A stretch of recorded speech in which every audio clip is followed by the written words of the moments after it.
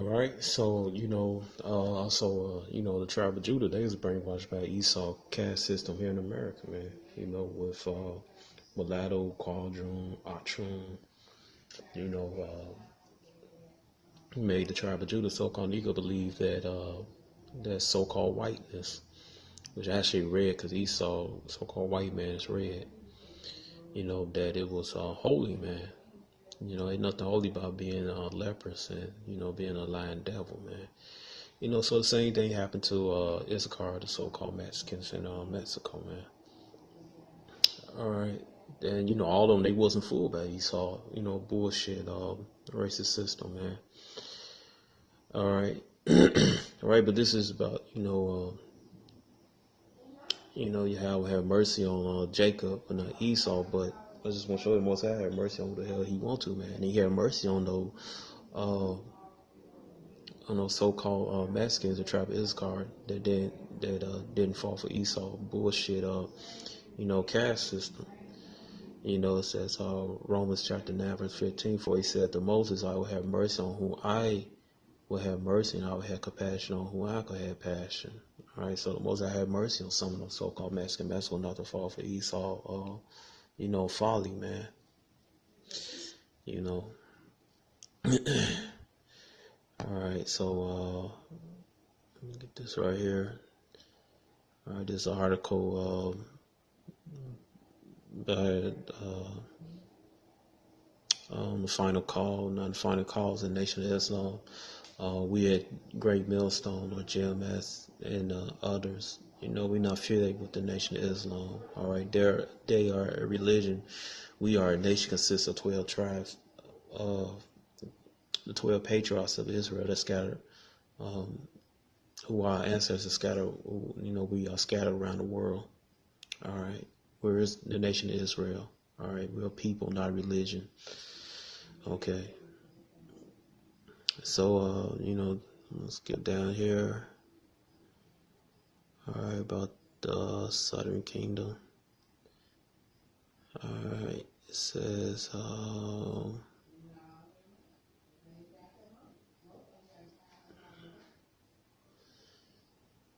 right here, who is, I'm just gonna go down here.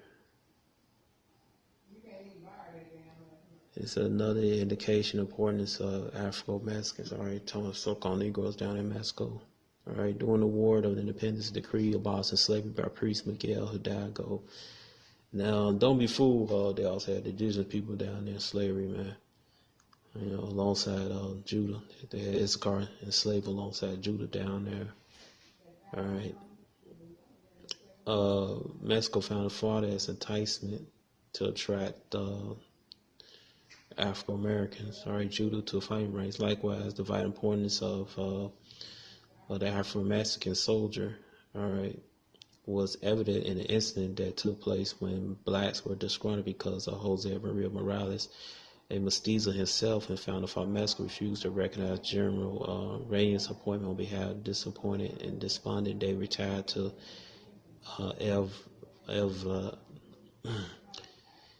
Ladro and made plans to incite the Negroes in Morelos' army to slaughter the whites. It said when Morelos heard about this activity, he struck hard and fast, taking a small escort with him. He rushed software to remove the cancer and crushed the revolt before it could be launched, and caught and shot the leader. So you had Issachar down there. He was basically motivate you to kill these damn devils, man. All right. It says right here, it said the Afro mestizos were predominantly Morales and Pennis army, which was another reason for targeting other Morales when I had viewed this threat as a cancer. All right, yeah, man, they about to kill these damn devils, man. I thought all so-called Mexicans was evil, man. That's Madam, no logic, like to say. All right. It says, now they purposely left off the tribe of Judah down in Mexico, so-called African Mexicans, off paper, man. So that's how they disappeared. They, it was paper genocide. Lower their numbers.